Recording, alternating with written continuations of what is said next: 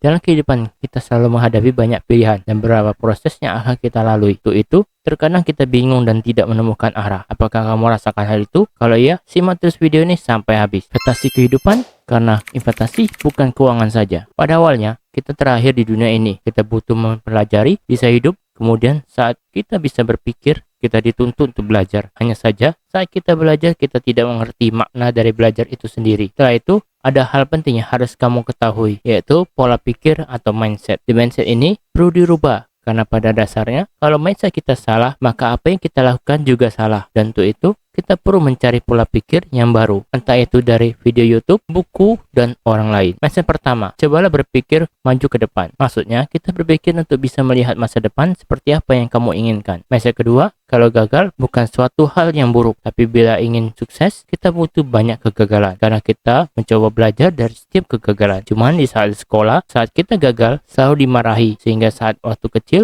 kita terbiasa untuk takut akan kegagalan. Cuman sangat berbeda di kehidupan sebenarnya. Mindset terbagi menjadi dua bagian. Growth mindset, orang yang percaya bisa berkembang atas dari usaha serta suka menerima tantangan. Dan fixed mindset, orang yang percaya tidak akan bisa berkembang kalau tidak ada bakat dan emang bawaan dari lahir baru bisa berhasil. Yang terpenting, bukan kita pintar atau bodoh, tapi untuk membuat kita berhasil, tetap kita butuh usaha dan belajar. Jadi, tumbuhkanlah growth mindset dalam dirimu untuk bisa berkembang. Definisi belajar ini, kita harus bisa memahami, mengingat, dan mengerti dengan pikiran mengalisa sehingga kita tahu betul dari mengikuti langkah untuk berhasil. Setelah kamu mengubah mindset, cobalah mencari pengalaman dalam hidup karena hidup ini hanya sekali dan singkat. Mendapatkan pengalaman bisa kamu temukan dari mencoba suatu hal dan belajar dari apa yang kamu hadapi. Belajar pada dasarnya bukan hanya di sekolah, tapi juga perlu belajar semua hal dari kondisimu saat ini. Saat kita masih anak-anak, kita perlu belajar untuk menjadi anak yang baik. Saat kita bersekolah, cobalah untuk belajar menjadi siswa yang teladan. Jika dewasa, cobalah belajar untuk menjadi pekerja yang benar. Segala hal di kehidupan ini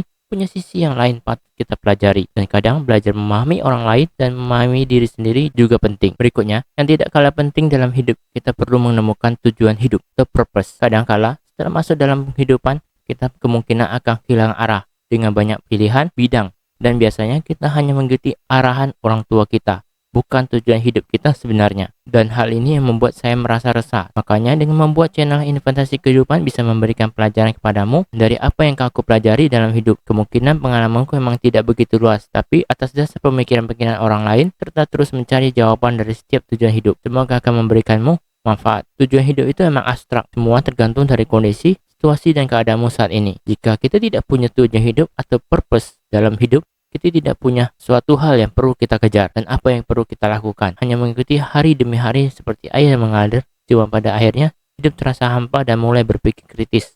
Apa makna dari hidup ini? Dari proses mencari, pada akhirnya saya menemukannya.